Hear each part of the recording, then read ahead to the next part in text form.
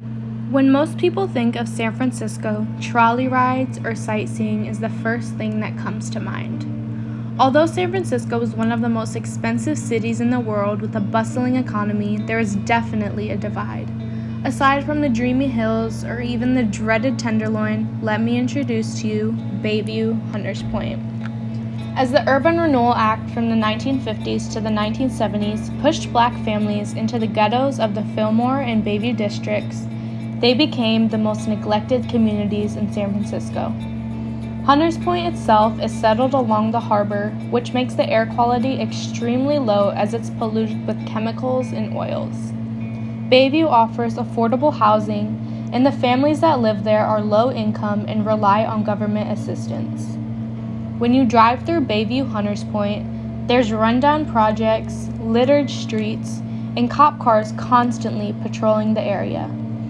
Because of the area's nature, tourists do not venture into this part of the city, and anyone passing through would see it as just another ghetto. Though the setting itself is dull and tattered, the community and personality is very unique. There is a term that's used in the projects called hood rich.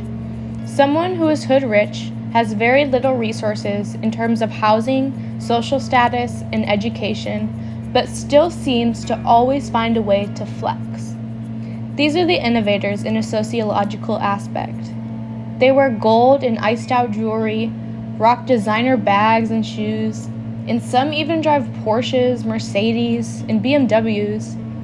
Seeing a shiny foreign car drive through a neighborhood of neglected, battered homes is an interesting juxtaposition. This materialistic lifestyle is heavily influenced by pop culture, and the amount of expensive things you own dictates your rank in the community, which leads to different levels of respect. Aside from social media, the fight for respect is translated through music, mostly rap, which many of the young men in Bayview have taken up. They prove their superiority by wearing their most expensive shoes and flexing money in their music videos, and many songs often have the same theme. Anyone in the hood who isn't either showing their money or wearing it is deemed broke, and they're often outcasted and essentially bullied. This factors into young men dabbling into illegal sources of income, such as bipping or robbery, and drug sale to try and keep up with these trends. The definition of hood rich in Bayview is different between men and women, and it's significantly more competitive for men to prove their superiority. For men, it's about flexing physical money, driving an expensive car, or wearing designer clothing. For women, it's more about having your hair and nails done, owning expensive purses, and wearing nice jewelry. There is also an overlap between the two, as either gender expects the other to be paying them, or in other words, providing for them. Although hood-rich people seem to have it all together, there is no correlation between their way of life and generational wealth.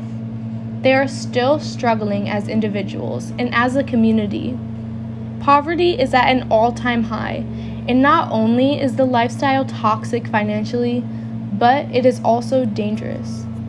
Young men and women who are hood rich seemingly have the money for a nice apartment or house outside of Bayview, but most are still living with their parents in their childhood home. This is partly due to the community that is unique to Bayview Hunters Point that can't be found anywhere else. But on top of that, there is no accumulated wealth to build credit for large purchases that will benefit them long term. Especially with inflation, it is extremely difficult to keep up with the status quo of having the nicest clothes and cars, while at the same time making long-term investments such as a home. There is temporary money that is gone just as quick as it's made, but no resources given to the community for financial freedom and success. Money is a dangerous drug, and the ongoing fight for status in the under-resourced, neglected community of Bayview Hunters Point is very much existent, though it is nearly invisible to the outside world.